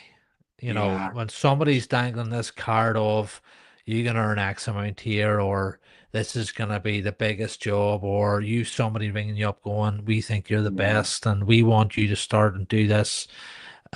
But it's been able to sort of just pause, and I take a lot yeah, of time to think. And I was actually talking to Andrew Maggie today and running a few things past him just to sort of offload elegant. and get another perspective on it. And it's whereas before I would have just went, yep, I'll do it, no bother, happy Yeah, days, yeah, let's yeah, go. but then it's the chaos that you create because you Yeah. realize you had no business taking that job on. Yeah. It's knowing where you're at in your business because it's Yeah. changing all the time. For me, I went from having X amount of men to a smaller team for the Yeah. same reasons that you just discussed for the last sort of 10 minutes. And it's been able to. I find I become very grounded when I chat to Danielle about things, and then chat to maybe trusted people that I'm happy to discuss it with, and Mm. just sort of get and naturally I come up with a decision anyway by discussing it, if that makes sense. Yeah. Um, so I just go, no, I'm content, I'm happy, and Yeah. a lot of us think that that's going backwards or they're feeling, but I think that's growth, and I think it's Yeah. maturity, and I think you know it's been able to make them calls that you think's going to make you money, but ultimately can end up costing you a fortune because you're under resourced, paying out much more money on Yeah. labor.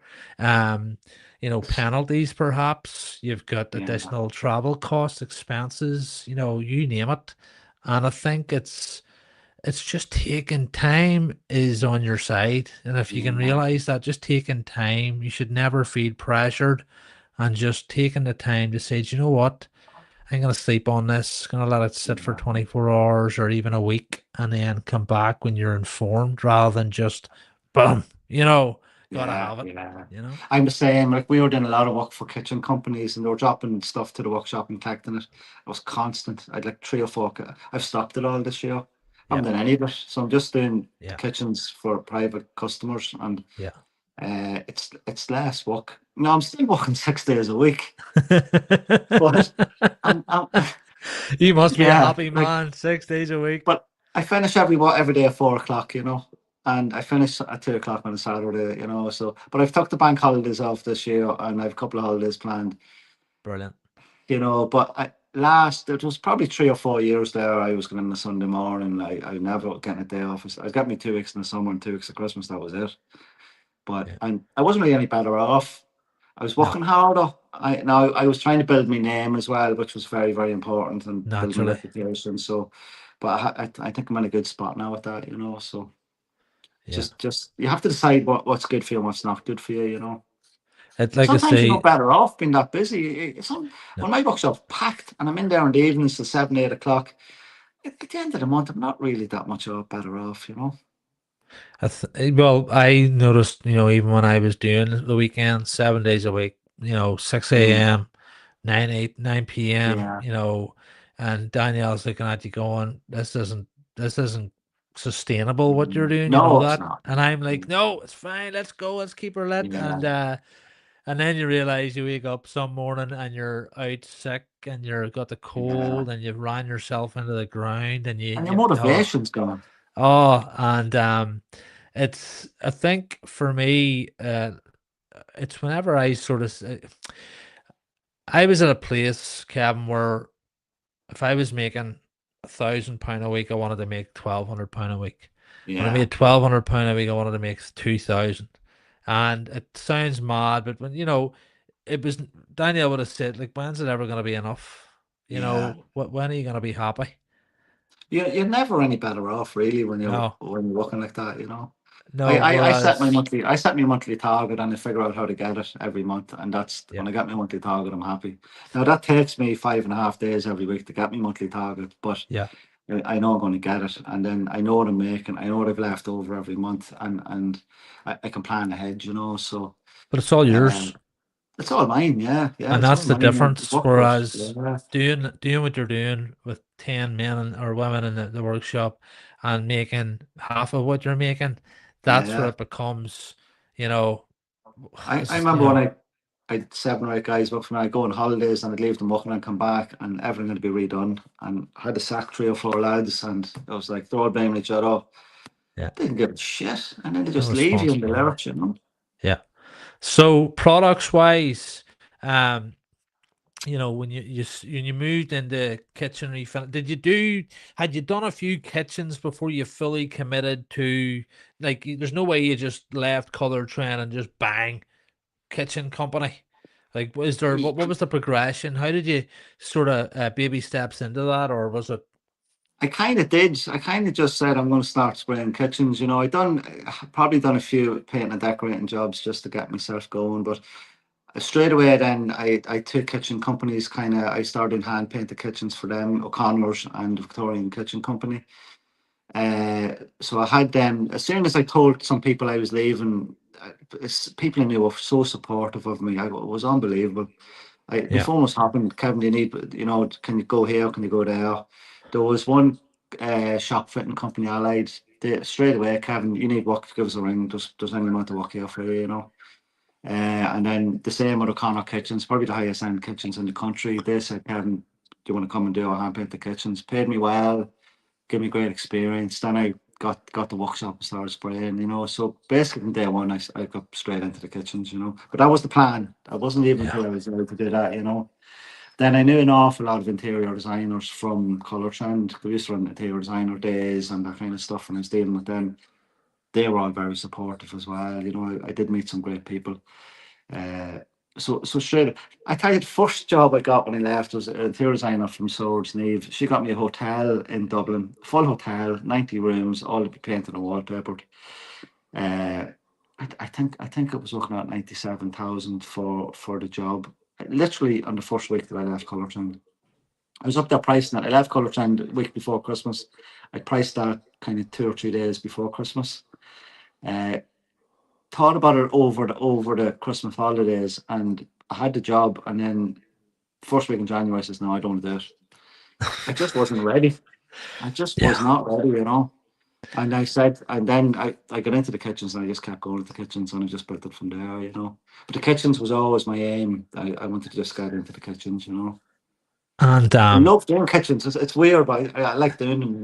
but And I'm what good I at them. find, what I'm finding now is that anyone that's coming to me and to learn is generally, you know, 50s, Yeah, late 40s, 50s, and they're starting their exit, which is yeah, they're thinking, how can I make life a bit easier for myself in terms of why yeah, don't I just maybe start spraying kitchens. I've seen it on Instagram, you yeah. know, and it's an awesome thing to do if you have the right um setup and you know what you're doing. Um, but in terms of products, you decided to do. Did you're using Renner at the minute? But what was that? What you started out off in? Did you had you I kind seen of started Renner? off. I started off with Colour 10 WB50 just because I knew the product so well, but it really wasn't performing well enough for me. Okay. I was getting a few complaints, and I got away from that as quick as I could. It was too soft, particularly on the islands and the darker colour. So then I got on to Renault fairly early. I was only in the country. I probably one of the first handfuls to get it from European industrial coatings, and just been using it since. I use Yeah. blockade. I switched from bin to blockade on the carcasses, and then I use Morel's multi prime on the doors. But I got into Rana really really early, and I've just been using it constantly. So I've tweaked it and tweaked it and tweaked it over the years. That we just have a nice system now. No matter what So problem we have, it's dealt with very very quickly now. you never sprayed solvents, acid cuts, PUs. It was just straight into water based. I would never ever spray an AC or a PU in someone's house ever. I think that's a mortal sin to be doing that. I think it's you could poison somebody. Yeah. You get a sick child, you get someone getting headaches, the dog gets sick. You should never spray that in someone's house. So I would never spray any cellulose based products in a house.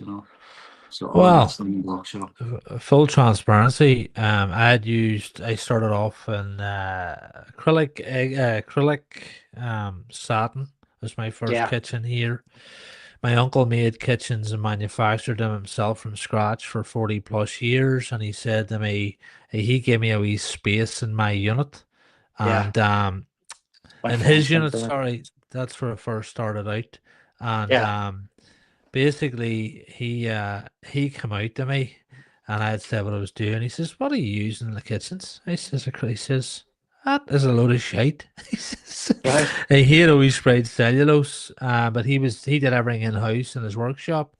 So that was okay. I went And then I bumped into. I started. I then sprayed the next one. I thought it was harder wearing. I used oil based satin. It's just out of the decorating center, and Yeah. you can imagine I sprayed that, How Kevin. This long it is would what. take to dry, Oh you my know? God! The smell. Must have took a month to be able to Yeah. to get it to even transport it, and again, my uncle was just calling me all the idiots of the day. God help him, and the next thing, he wouldn't come out and help or show me anything. He wasn't like that. He was just like, I Yeah. let you kick on. And then it turned out he ended up, he come and work for me. And he only retired last year, right, in fairness. But then I moved into acid cuts. Oh, he's away. He's gone. Maybe he can back. There he is. He's back again. Let me see. Your microphone's off, I think. Um, yeah, it's off there, Kevin, I think. That's us now. Sorry about that, Jared. My phone's playing up. You're grand. So I was just saying there, my uncle, but then I got into just acid cuts through a kitchen fitter. And then I used it and I couldn't believe the speed of this stuff and the drying and the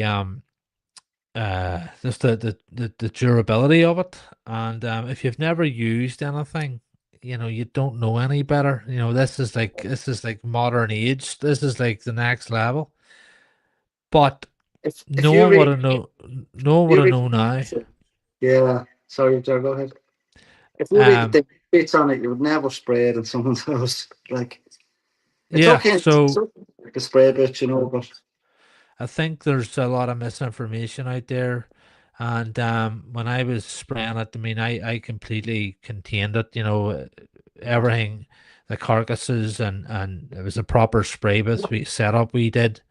And nobody was allowed in, and we were all masked up. That's what we did. Now I knew like this stuff makes your eyes water, headaches, and it was actually my uncle came out to me about 3, 4 years ago, and he handed me an email from indoors, I think it was, up here in Toom, maybe somewhere like that, and said basically we're moving to water based. And my uncle said, "Look, this is the way the market's going, and you need to get in. You need to get into this." I'd tried a couple of products. My uncle just didn't like them. Now, the more informed I am, setup, gun setup, the where we were spraying it, the heat, airflow. Now that I know more, and then when I was just determined, I was like, I gotta get away. This stuff is like it's lethal, yeah. and I then met Christian Manhart at the retreat, and he invited me over and I done the course with him. And I did it because I wanted to go to somebody that's been doing this a long time, and he had been using Renner for a long time, and then he went to Centurion because he loves it, and just Wouldn't getting have to just getting to see that product perform and how easy it was to use, and like it was just unreal. And then that was it. Then, um, but I was just interested to know how you started off the bat. Like you must be one of the first in the country really going for it well with water based. when I worked for Colour Trend's a completely water based company. So I had great belief in water based paints. Like they come up with the water based alkyds and they were one of the first to come up with a water based alkyd. And the acrylic technology, like the technology was there in water based. Like that's been back. I was there for 10 years. Like we were working on water based paints that whole time. So I was always a great believer in water based paints. So that's what I knew, and that's. I mean, I was in America, we used all water based paints as That's well. right. So Same in New Zealand. It yeah, was just all water based woodwork paint. You were just like, holy shit, this stuff is insane. we You used know? some best Benjamin Moore satin and pearl, which I loved. Oh, the Benjamin Moore oil based paint was just lovely for woodwork. But well, when I was doing kitchens in America, it was always water based. Yeah. Yeah. So I started off water based, and that's the way to go. I do use cellulose primer on the doors in the spray bit for to stop the tanning. So, but and then I go to Renault Primer, then Renault Top, you know. So, Yeah. uh, Is but it takes a new products. I think you have to do a bit of testing. You know, you have to know your products. You know, if you come up and spray in my workshop, you'll probably not mix the same as you would in your own. You know, yeah. it takes a wee bit of playing about, not majorly, but just adjustments. You know.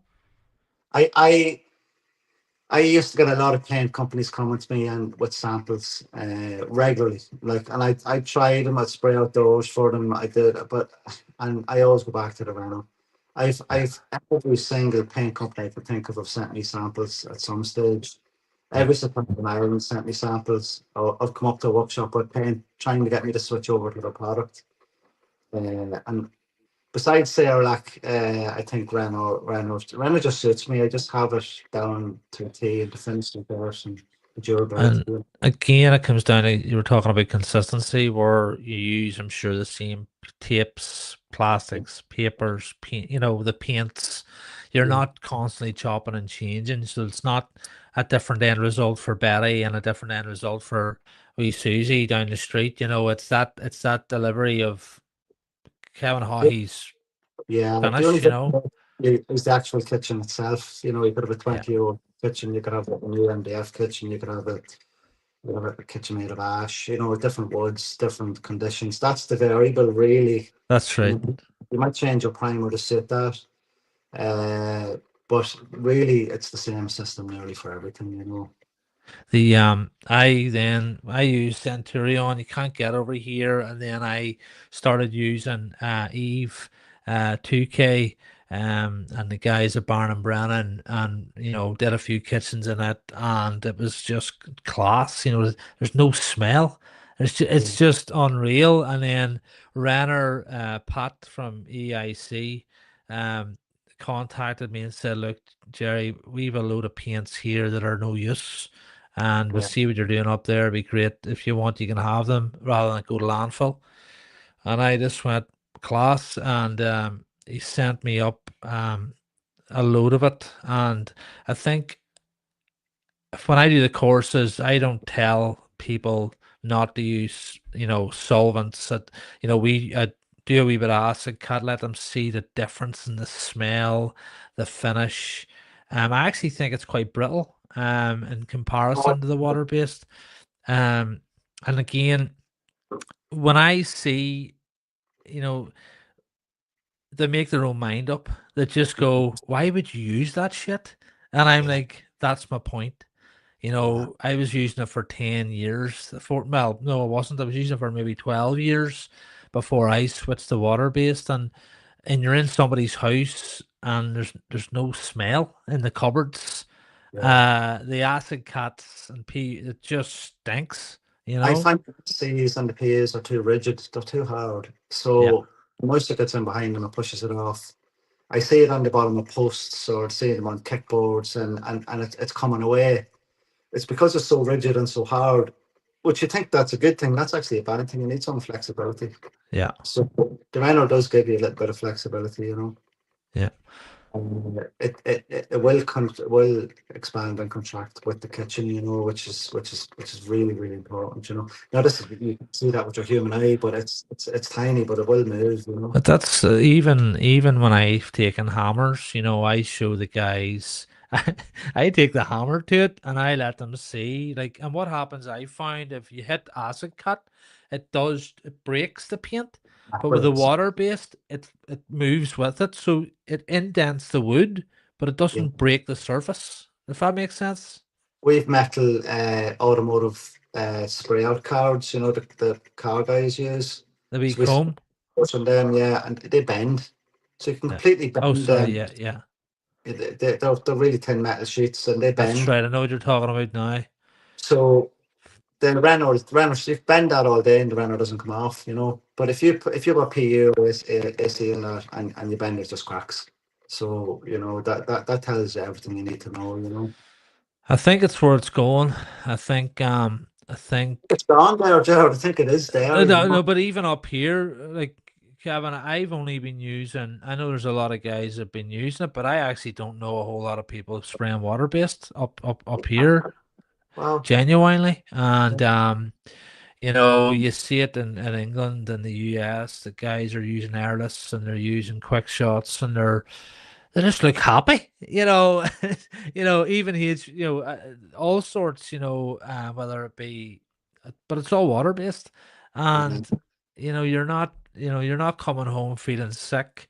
You're not coming home with flu-like symptoms, and the customer's house is stinking with fumes and chemicals. That's like you go into a place that's sprayed with a PU, and you can still smell it 2 weeks later.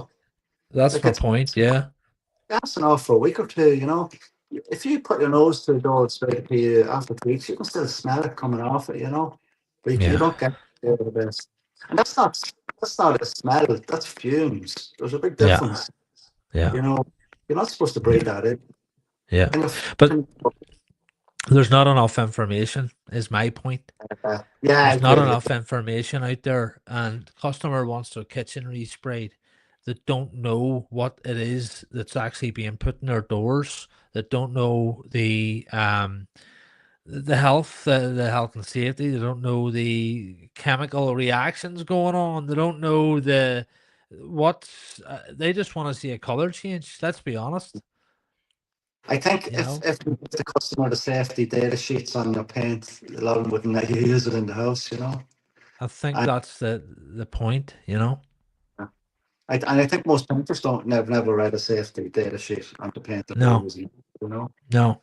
uh, like shellac will evaporate, the metal evaporate off the shellac, and then that's completely safe. So if I'll spray the blockade on the carcass, and then go to it ran on top of it. But within that evening, some could eat in the kitchen. There's no smell at all. Once the paint dries, there's nothing coming from it.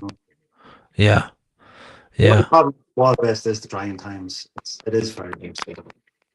It's I think that's the biggest sort of feedback is just everyone's used to solvent and the acid cats where it's just that fast and it's just moving away. But Christian actually made a really good point to me. He said, Jerry, look, because I was like, well, look, that's now dry. Can we start sanding that and maybe get this done? He says, why not just go home?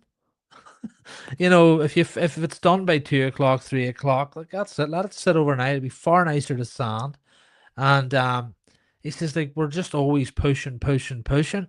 And he was just instead of saying, you know what, I'm happy with what I get done. Away to the gym, away for a run. You That get your sort of way. system, but like with the water base, you have to have a system. Like we That's right. sprayed the carcass today. We've done the prep on the carcass yesterday, and we sprayed it today. Tomorrow we'll sand the doors and get 2 coats of primer on them tomorrow, and then Saturday we get the finished coats on. So it's just getting your system in place that you know what you have to do each day. So that's the thing about the water base. It is what it is. You can't do it any quicker. Yeah. And is there anything that sort of uh does sort of in terms of that you're constant you've obviously got a really sound system, but is there anything that you feel that you could be fine tuning or getting better at, or you'd like to introduce to maybe make things even better, or do you think you've got it's pretty well oiled, you know? I probably the one thing I'm thinking about is probably on when I'm doing the carcass. We're using a HVLP uh, on the carcass because there's very little overspray. It's handy. But I would love to get the air assisted airless into a house, but uh, just because you're not holding the pot on the gun, so when you get That's into right. it's a little bit easier. But again, you're taking more stuff with you. Like the van's full on carcass day, as it is, like extractor and everything. So you gotta decide what's best for you. Like I do love the Apollo 770 guns for the car because I don't get a gun. Uh, and then I'll use the air assisted airless in the workshop, and then I'll finish with the pot guns. So with three different sprayers on every job. I think that's a question I get asked a lot is, for the carcass, turbine, the compressor. Yeah, You'll also get airless quick shot, and I'm like, well, look, that's again why I sort of do that in the course, which is let you try everything and see what yeah. you think. And I you always get quite surprised where they think that, oh, I thought the airless or the quick shot would have been good, but I actually prefer HVLP. yeah, Um, I just think you can dial it in so so much, nice, you know. so much better. Um, and I just think the quick shot, it's not like any of the other machines. Like it's a very cheap. Yeah. It's not cheap. Sorry, it's cheaply made. Yeah. Um, and Ah, it loads it on. There's just too much paint going on half the time, and there's too much texture as yeah. well. It doesn't Um, level off the same. You know. I find airless. I would never personally. I know that a lot of lads do. I would never ever use an airless on a kitchen. You know, Yeah. and I find it too hard to control. I find it too much paint going on. I find the vertical hang isn't great. You know, you're going to get more sags.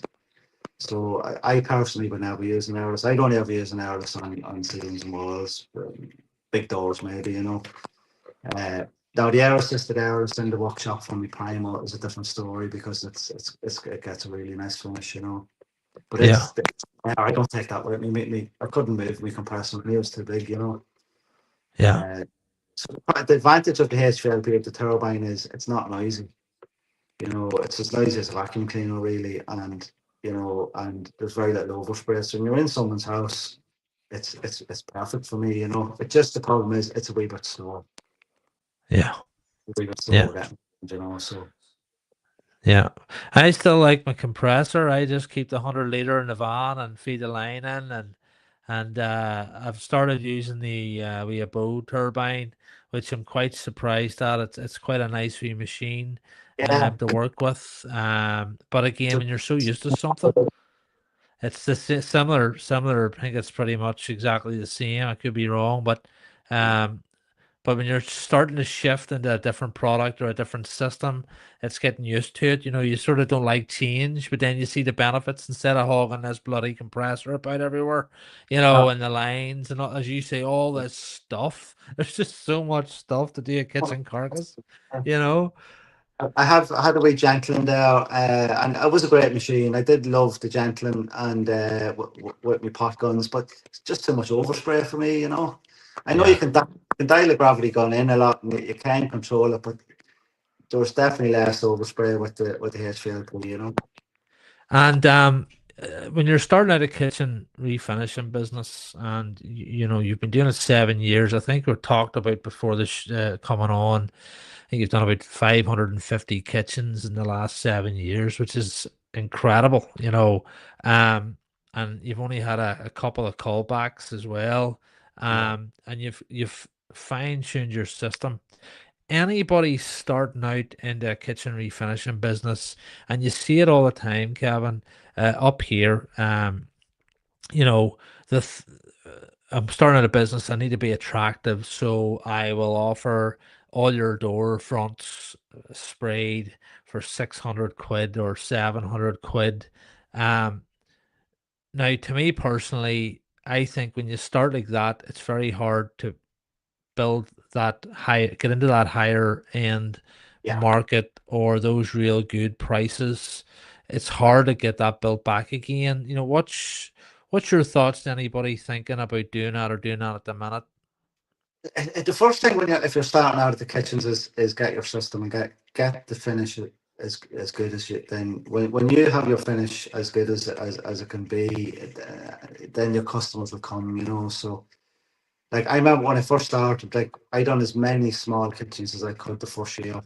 I done all small jobs. I got as many small jobs done as I could, all in Dundalk. I barely left Dundalk, you know.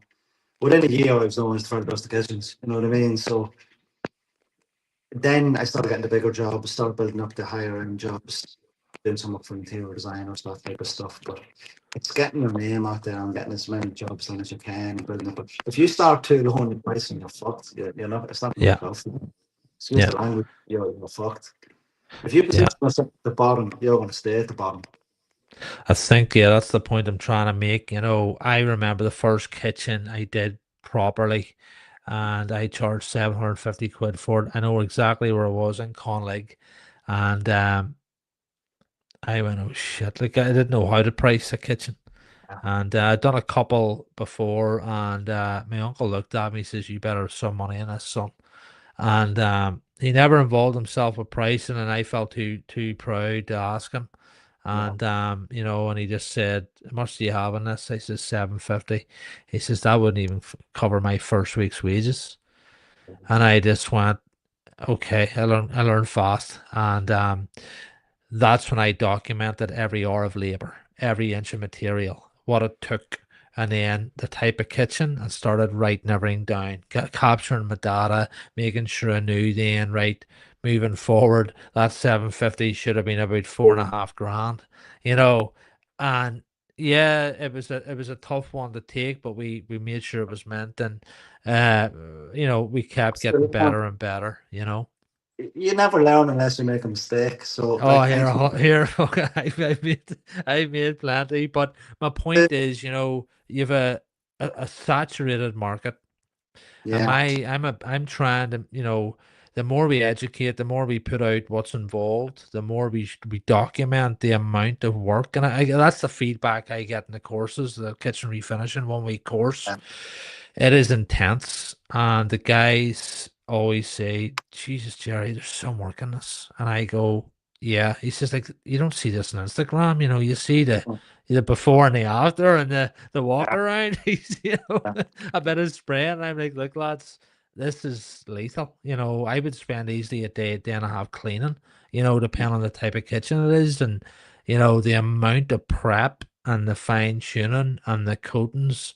But I love it, and generally everyone does. They just love seeing the end product, but it's how you get there, you it's a know. lot of work. At the start. It's a lot of mistakes and it's a lot of figuring out. But like I said, you can't get better unless you make a mistake. That's right. So, like, do we still make mistakes every now and again? And you got to see that mistake and got to deal with it very quick. Your friend Mark last week said it, especially with pricing. We all get prices wrong every now and again. Like I get them. I price everything from photographs, so sometimes you go to a kitchen and it's way bigger than expected. The customer, "Oh, I saw you on the price list." I just do it. Yeah, I expect my price. I get it done. There's never any extra in pricing, So sometimes I just have to suck it up. I not make that mistake twice. You yeah. know? And that's it. But it's also recognizing it as a Yeah, lesson, and not just continuing to do it again, again, again. That's just that's not good. You want to make sure, why did that happen? And I always give it a wee book, a wee notepad, for the airless spray courses. Like there's the note. Every job you do, what went wrong? How did you fix it? Why did that happen? yeah, And that's how, because like even all the wee mistakes in the paper hanging years ago, it registered right where I would have taken the full length off. I was able to yeah, manipulate or do something that was yeah, like, it's no big deal. See now, it's no big deal. Fix it. And yeah, that's again, you get a drip in your spraying. This is how you fix it. And the guys will be like, holy shit, like that's class. And you're just like, cheat yeah, code. Do you know what I mean? yeah, yeah, yeah, So it's knowing how to fix it, and building that confidence up. But so I think we'll sort of, we're coming towards the end, but what's the future for Kevin Haughey Kitchens? What is your plan? What's your do you even know what your plan is? Your exit strategy? I heard on Chris Kerfoot's, you were on the Bobcast, that yeah. I think you intended a wee bar in Portugal. So how close are we to that? I'm no closer than I was then. They're having too much of a good time, huh? Yeah, I don't know. I used to be a great believer in the old 5 year plan, the 3 year plan. Now it's a 1 year plan. Just get this year done and we can start again next year.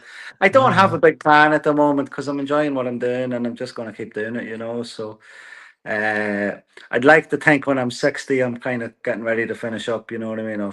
I would have thought 55, but now I'm 51. There's no way I'm retiring at 55. But I think what gives you purpose, and if you're enjoying what you're doing, it gives you purpose in your day. So I'm going to keep going. So Uh, I'll still be doing kitchens when I'm 60. I think, so unless I'm in the Don't wrong. yeah, don't complicate it, that's it. Yeah, Just keep it simple yeah, and enjoy the yeah, process. And exactly. Yeah, it just, as I say, it goes right back to that contentment. And I think we all of this, it's easy to listen to that voice in your head saying you need to be doing this, you need to be doing what they're doing and get bigger, or copy that, or try this out, yeah, or have start spraying windows as well as kitchens, or start spraying, yeah, you just need to become the best of one thing, yeah, become the specialist and become the name that everybody looks at in that yeah. area. It was I got, my good friend years ago when his mum said to me, Jared, just become really, really good at what yeah. you're doing, and don't worry about anyone else or anything else. Yeah, I have a friend. He is doing DID Electrical, a big electrical chain down in Dublin, And when I was starting my business, now he's an older man, John, and he said to me, Kevin, specialize in something and get really, really good at it and Yeah. become the best at it. And he says you'll never be out of work if you're the best at something. So that's really what has stuck with me the whole time I've worked for myself. So that's why I focus on the kitchens and I try and be the best that I can be at them, Always improving all the time, but try and be the best you can be, So that's kind of my motto for work. It's brilliant, and it's honestly, it's super refreshing, when you can speak to somebody who genuinely loves their craft. Mm. And I think looking in, especially me, even a few years back, where I was doing exterior work, kitchen refinishing, bloody commercial interiors, Mm. exteriors, all this Oh, it's heaven. stuff. Yeah, It was yeah, just bloody chaos. And I yeah, started to say, right, I'll do less exteriors, right? And sort of fizzled them out. Right, kitchen refinishing, my uncle will take care of that, and I just left him to it because it was so much easier to control standards. It was actually him said to me, I don't want anyone else in here. I used to have four guys doing it in the workshop. And yeah, he just came to me one day, he says, either they go, send them with you, or I go. And I was like, that's yeah, enough for me. Right, lads, these are coming out on site again. And yeah. he says the kitchen refinishing is not decorating. You No, know, it's not, it's it's, I often think it's a slightly different trade. It's probably yeah. it's still like wallpapering is a different trade as well, I believe, So it is a slightly different trade than painting and decorating because you have a lot of taking doors off, putting doors back on, adjusting stuff, fitting handles. It is a different kind of trade, you need a whole different set of tools, it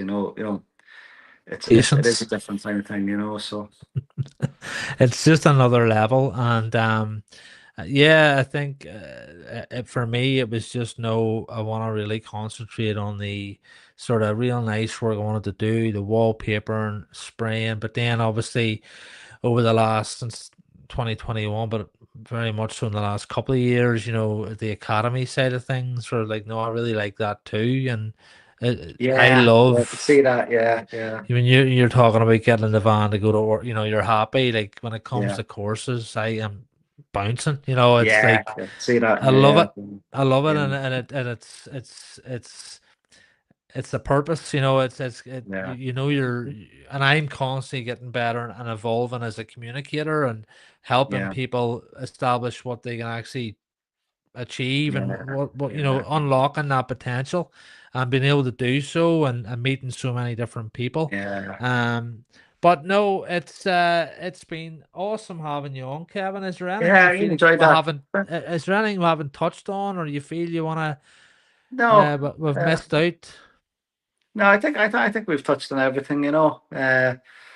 It's no, I've enjoyed that, Gerald. Yeah, I was a wee bit nervous because it's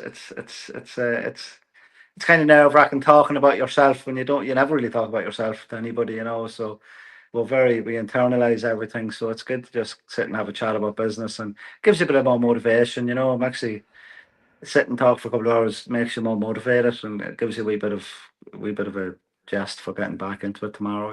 Of course it does. And Mm. it's just unload. I think for me, it's like you just get to offload and Yeah, talk things through, and you even listen to you talk about things, and it inspires me.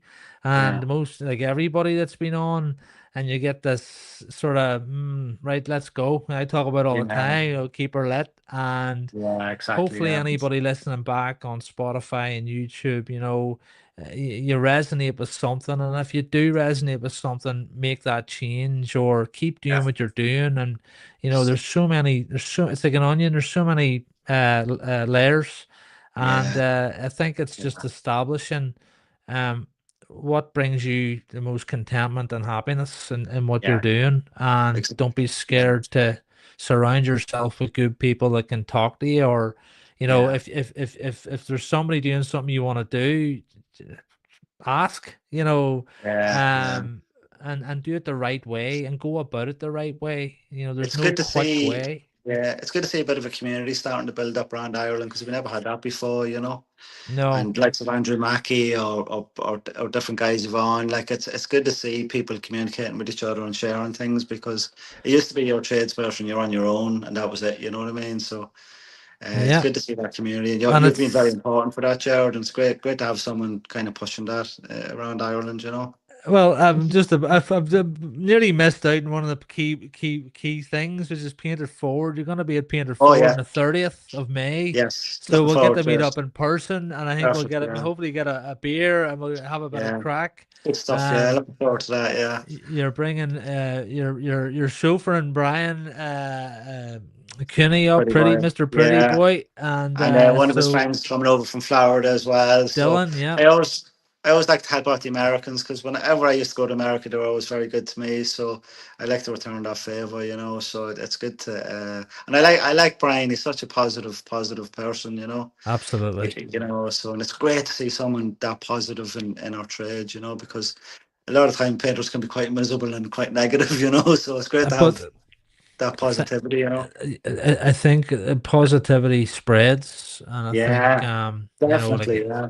I said to Marco and all these people that have been on, it's you, it's us, it's the community as a whole. Like this doesn't work if it's just Yeah. me or, you know, um, what Sean's doing as well, the Irish Paint Farm, that's how we connected, and Dara Grant and um Keith, but all these people, and again up here, like I'm trying to, like Northern Ireland has nothing, and as I've spoken about this before, there's nothing for painters, and to bring the community together and help each other.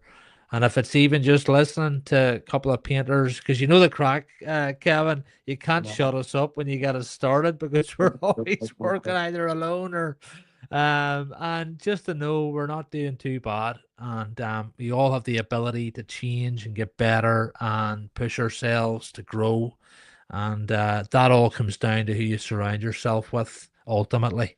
And if the people that don't want to get involved, it might take them a wee bit longer, or they might have no interest, and that's okay too. But there's a lot of good things comes out of it, and it certainly helped me enjoy my job. Like at one a couple of years ago, I was ready to walk away, you know. Yeah. I know And that. I was my most successful year was the year I was going to walk away because it just had no fulfillment, had no purpose. I just felt like it was just fuck Yeah. this. This is boring now, you Um, know. And it was really nice to just be able to say, do you know what?